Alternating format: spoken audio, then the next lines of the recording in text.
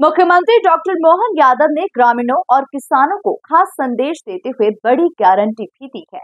CM Mohan Yadav ने कहा कि कर्ज ले लेना लेकिन जमीन मत बेचना। मैं गारंटी देता हूं, एमपी के गांवों का माहौल बदलने वाला है। देखिए खास रिपोर्ट। मुख्यमंत्री डॉक्टर मोहन यादव ने कहा कि गांव के लोगों से निवेदन है कि जमीन मत बेचना, कर्जा ले लेना लेकिन जमीन मत बेचना। बदलते दौर में एमपी की स्थिति बदलने वाली है। एमपी के गांवों का माहौल बदलेगा। खेती से जो आमदनी बढ़ेगी उससे अब हम पंजाब और हरियाणा को पीछे छोड़ेंगे, ये मैं गारंटी ले सकता हूँ। निश्चित रूप से पूरे क्षेत्र में बदलाव आने वाला है। किसानों की आमदनी का साधन खेती और पशुपालन है। बोले महाकाल महाराज की।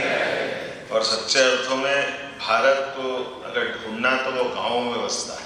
कि हमारे लिए भारत की कल्पना करना तो भारत को कोई ढूंढने मिलेगा तो गांव में चला जाए, उसको सारी अपनी मूल जो भारत की दुनिया में पहचान है वो सारी चीज़ें उसको गाँव में सरलता से मिलती।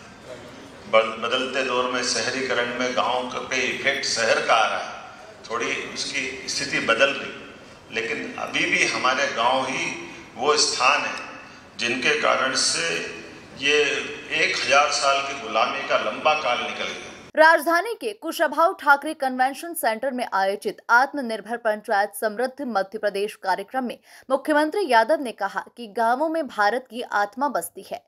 गुलामी का दंश झेलने के बाद भी गांव का स्वावलंबन नहीं बदला, गांवों की परिस्थिति नहीं बदली। गांव में 25 पुलिस वाले थाना संभाल लेते हैं क्योंकि गांव के लोगों के लिए पुलिस की जरूरत नहीं होती। पुलिस तो गुंडों के लिए होती है। गांवों के लोग तो अनुशासित जीवन जीते हैं। उनके घर सामान्य बुलावे के लिए भी पुलिस पहुंचती है तो उसे अच्छा नहीं माना जाता। उन्होंने कहा कि पीएम नरेंद्र मोदी केन बेतवा नदी के लिए 1 लाख करोड़ रुपए देने वाले हैं, जिसमें से 45,000 करोड़ एमपी और 45,000 करोड़ यूपी को मिलेगा और इससे बुंदेलखंड की तस्वीर बदलने का काम होगा।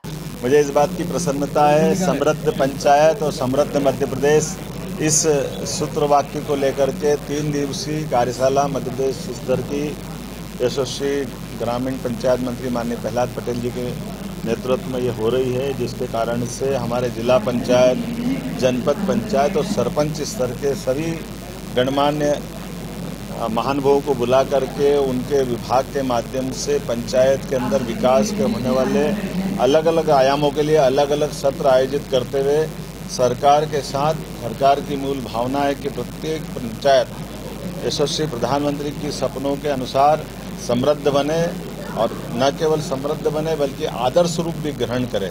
मेरी अपनी ओर से मैंने इस पूरे आयोजन के लिए शुभकामना भी दी है और हमने जो अलग अलग प्रकार से गाँव की हालत बदलने के लिए जो काम किए जा रहे हैं उस पर भी चर्चा होगी। खास करके कृषि को बढ़ावा देने के लिए जल योजनाओं के सिंचाई योजनाओं का बढ़ावा देना चाहिए, पशुपालन को बढ़ावा देना है, गाँव के अंदर के विकास का एक अच्छा प्लान बने, उस प्लान के आधार पर काम करे जो जनता के बीच इस प्रकार के अनावश्यक खर्चे के जो कार्यक्रम बनते हैं जिनको हतोत्साहित करते हुए विकास परक कामों में उनकी ध्यान जाए।